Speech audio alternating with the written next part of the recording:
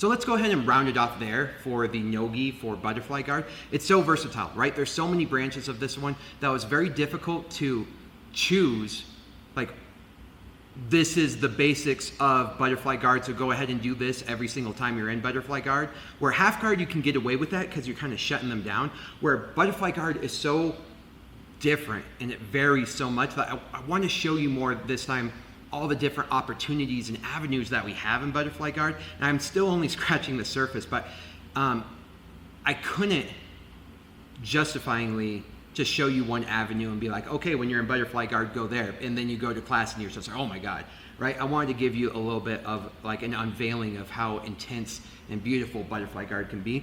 And butterfly guard, though it is extremely versatile, it's more of a transition in my sense. Like, I go to butterfly guard to get the transitions to where I need to go, right? Just like we saw getting a leg entanglement to ashi, right? Or using it to wrestle up or something like that. It's very difficult for her to take advantage of my butterfly guard, and it's very easy for me to take advantage of somebody else when I'm in butterfly guard. So it's just a nice area to be.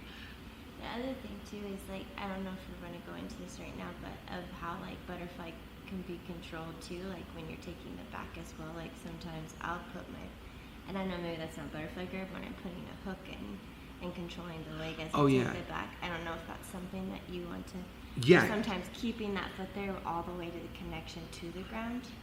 Pinning the leg. So yeah, what Jade's trying to say here is how we utilize our butterfly hooks in all sorts of different scenarios. So not necessarily the butterfly guard, but our butterfly hooks can be used for crab rides. Yeah. It could be used for pinning. It could be used to get yourself out of bad scenarios. Just as we saw when we were like kind of getting pinned in that half guard, how to use that butterfly hook to throw them over. So even though we do have a butterfly guard, we use these butterfly hooks for all sorts of different things. When they're standing up, when they're down on their knees, when you're getting pinned in a deep half guard or something like that, you can use these butterfly hooks. All right, and like you said, taking the back, right? And you kind of put your butterfly hooks in the back of the knees for that crab ride.